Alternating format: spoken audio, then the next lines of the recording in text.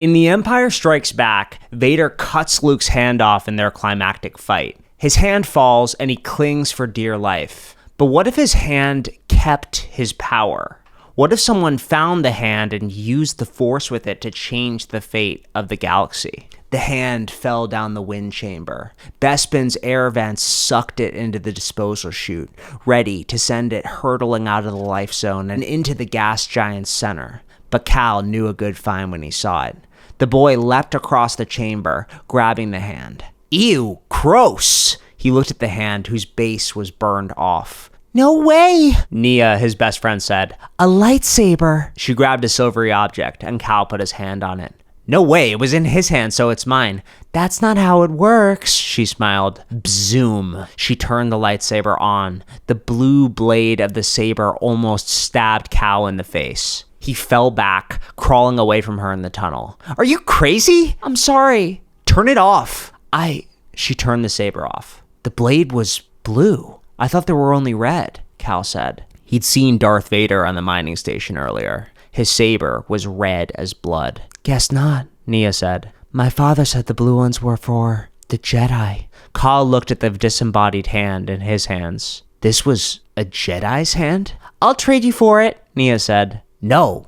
Cal wrapped the hand in a cloth and ran down the tunnels away from her. She laughed. Nia was starting to look seriously beautiful these days. He used to think she was gross, but now that they were both 13, he started having weird thoughts about her. Older boys, other maintenance grunts like Cal, had girlfriends, but Nia was different. She would have a political marriage, someone important in the Rebel Alliance befitting her father's station. But still, marriage didn't stop her from having her first kiss. Maybe Cal could... What? Nia said. Cal's face flushed red.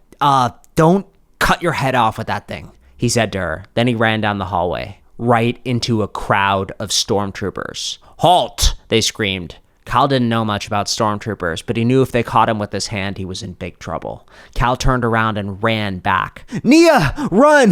The stormtroopers ran after him, but Cal grew up in these tunnels. He knew them like the back of his hand. He leapfrogged over a floating cargo droid and sent the troopers stumbling behind him. He sprinted down the tunnel to find Nia pounding on a locked door. They locked me out, Nia said. Cal looked up and down the tunnel. With the door closed, it was either face the troopers or face the drop into the abyss. He looked at the hand. This thing belonged to a Jedi. He unwrapped the hand and touched it. Maybe it can... Suddenly, Cal was surrounded by trees, jungle, strange sounds. The forest was dark.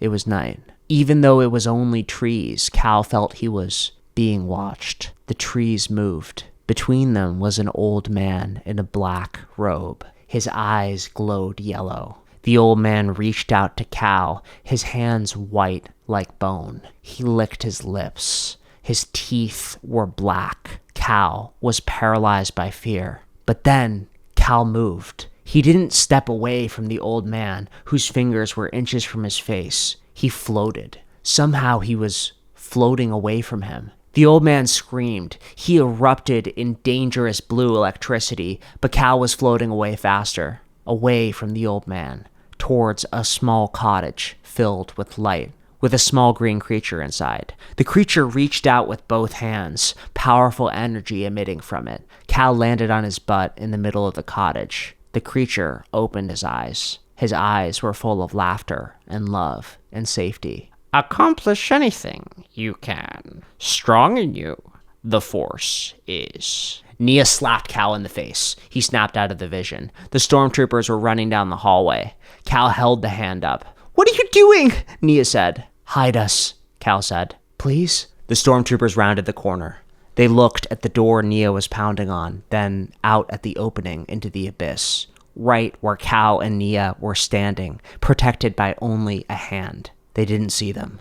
Must have gone through the door. Come on. They scanned a keycard at the door, opening it, and walked through. Cal was shaking. Nia shook her head. Is the hand magic? She said. I don't know, Cal said. He thought about the forest he saw, about the old man with the yellow eyes. Whatever it is, people want it. This thing kept us safe. The Empire's on Bespin now. Never thought I'd see the day. Cal nodded. We've got to get to a ship. The two of them walked through the door the stormtroopers opened, up from the maintenance tunnels to the main deck. What used to be a safe haven of commerce and culture was now overwhelmed with stormtroopers. Cal and Nia stayed out of sight. Imperial officers gathered political prisoners into groups, kneeling. "Dad," Nia said. She went to run to him, but Cal held her back. "No," he pointed. A few star cruisers were unguarded. If they got to them, they could escape. "We've got to get out of here while we still can. He's not going to hurt my father. He's one of Lando Calrissian's commanders." She went out of hiding and walked towards the group of prisoners, kneeling. "Dad, Boom. The stormtroopers opened fire. Every single one of the political prisoners was executed by the stormtroopers. Cal could have missed it, but he swore he saw the old man with yellow eyes laughing as the people died, and the small green creature getting weaker. Nia fell to her knees. "No." Cal looked between Nia and the star cruisers that could get them to safety. He didn't hesitate. "Halt!" The troopers turned on Nia. She screamed and ignited her lightsaber. "Nia!" She charged at the troopers with her saber. They aimed their blasters at her when Cal aimed the hand at Nia. "Save her, please," Cal said. He didn't want them to kill her. He loved her. He had to make sure she was okay. The stormtroopers opened fire. Cal held the hand up. He screamed in panic and rage and fear. Nia was pushed to the ground. She didn't dive down. She was pushed by something that Cal couldn't explain. The troopers struggled to hold on to their guns. The push had made their shots go wild. "Come on," Cal said. He ran towards Nia and pulled her towards the star cruisers. "Hurry! We have to get away before The troopers opened fire. Cal and Nia dove behind the ships. The ships protected them from blaster fire, but they had to hide. "Get into the ship! Maybe we can..." Boom! One of the cruisers next to them exploded. The one Cal and Nia were hiding behind was taking heavy blaster fire, falling apart. They looked at the other cruisers on the platform, but all of them were destroyed. They had to find another way out of here. Cal touched the hand. Instead of on the jungle planet, now Cal was in the medical bay of a high-tech ship. A blonde-haired man slept fitfully in a hospital bed next to a golden droid. He stirred in his sleep. His hand was missing. Cal reached out to him. "I'm sorry. I think I have your hand. In the boy's shadow, he saw a flicker. He saw the thing out of every boy's nightmares. Darth Vader. The shadow spoke with a calm authority, breathing mechanically. "You have something that doesn't belong to you, boy. Give it back." The boy in the hospital bed stirred. Cal heard his voice in his mind. "Listen to me. Bespin is lost to the Empire. You're dead if you stay there. Your only chance is to make it to Lando Calrissian. He can help you escape. Lando Calrissian." Cal felt the vision fading. "But I don't know what to do. I'm just a kid." I'm just a kid too," the voice said. "But I was able to destroy the Death Star because of one thing. I trusted in the Force." "What's the Force?" Cal said. "Cal!" Nia screamed. The troopers were on the platform now. Nia was hugging onto Cal as the ship they hid behind was blasted apart. Cal looked at Nia. He had no options. "Do you trust me?" She looked up at him. The ship was on fire. They were going to die. The troopers were rounding the corner now, about to get them. "I trust you with all my heart," she said. Cal kissed Nia. When he kissed her, he felt what the blonde boy was talking about, what the green little man was laughing about. The Force inside him showed him the way. "If the boy can speak to me, I can speak to Lando." Cal touched the hand. He reached out with his mind. He thought of Lando Calrissian. The stormtroopers faced them. They aimed their blasters. Cal pushed as hard as he could, calling out to Lando, begging for him to save them. Silently, he prayed, "Lando, please." Nia hugged Cal, getting ready to be shot, getting ready to die. Boom! The ship on the platform exploded. The stormtroopers dove for cover as Lando's ship flew over them, blasting them apart. In the cockpit, as if responding to intuition, Lando waved at the two kids. Cal and Nia laughed. They couldn't believe it. "We're alive," Cal said. He turned around. Nia stared at the stormtroopers lying dead on the ground. One of them was still alive, dragging himself away from them. "They killed my father," Nia whispered. Cal touched her shoulder. "Nia, we've got to get out of here. Nia turned on the lightsaber. She stared at the blue glow. Then she stabbed the crawling stormtrooper in his chest, killing him instantly. Again, Cal could have sworn he saw Vader's shadow, the old man's yellow eyes, getting stronger. Cal took a step back. He wrapped the hand in his cloth. "Nia, Let's go. Cal and Nia snuck through Cloud City. They saw horrible things. A banquet hall blasted apart. Stormtroopers everywhere, taking no prisoners. But Cal and Nia made it past them until finally they reached the hangar. It was full of Imperial ships. You can fly these, can't you? Nia said. Cal was scared of her eyes. Nothing was right with Nia now. After she killed the trooper, her whole body made Cal shiver. Yeah, I should be able to. I just have to. The hangar doors flickered. A ship as white as bone, in the shape of a triangle, flew through it. Come on, get to the TIE fighter. They ran past the landing ship, over to the TIE fighter, getting onto the access elevator. The bone-white ship's doors opened, revealing a hooded figure. Cal froze in fear. The old man from his vision, with yellow eyes he could see all the way across the hangar, was here. That's the Emperor, Cal said. Nia's eyes flashed with rage. Get in the ship! Blast him! They got into the cockpit. No! We have to! The Emperor put his hand up.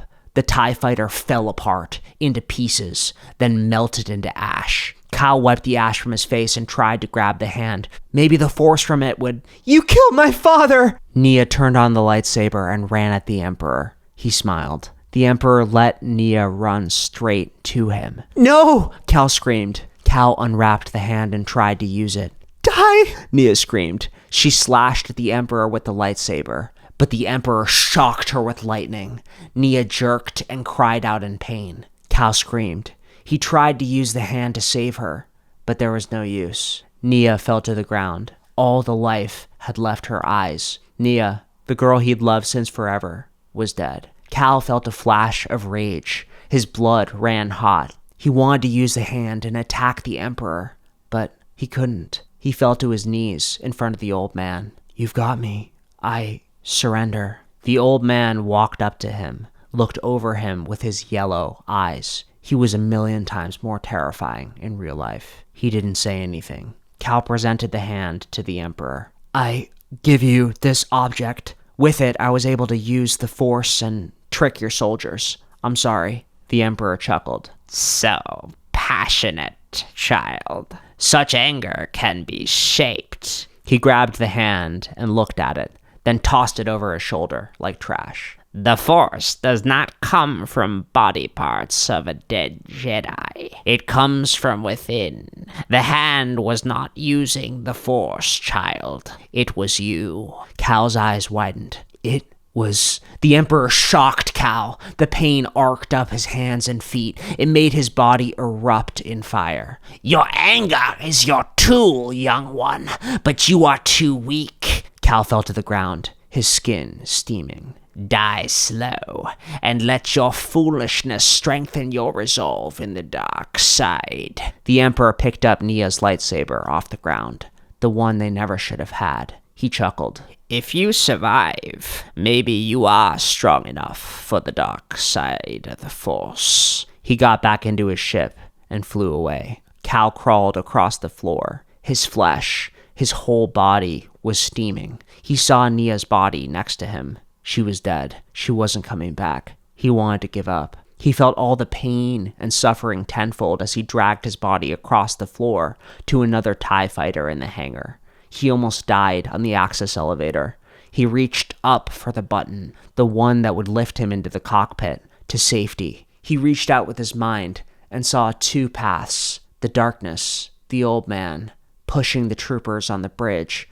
That was him, somehow. The light, the laughing green man, the visions. The hand did nothing. The Force. Cal had the Force in him, somehow. Cal saw the 2 paths in front of him. He felt the pain and shame of seeing Nia dead. Saw how her father's death made her want to kill helpless troopers surrendering to her. And Cal chose the light, the love, the laughter of the green man. The Force inside him made Cal strong enough to reach the elevator button and get lifted into the cockpit. He dragged his broken body into the TIE fighter, then turned it on and flew away. Cal was lost after that.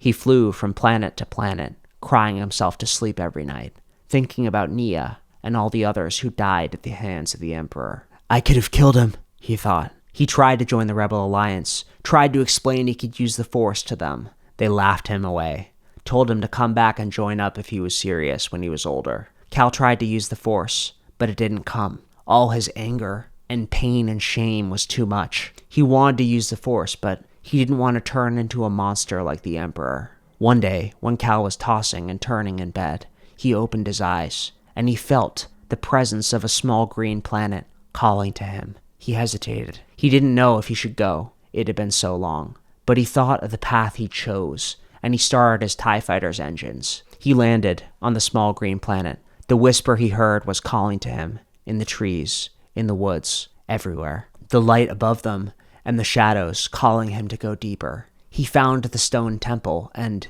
even though he'd never been there before, he felt at home there. He walked up the steps. Inside it, children were meditating in a circle, and at the circle's center, facing the door, was the same young man he saw in the hospital bed all those years ago. The young man who wore a glove Cal knew hid a missing hand. A hand Cal thought held magic, but really just revealed the Force within him. Luke Skywalker smiled. He was expecting him. "Cal," he said, "welcome home."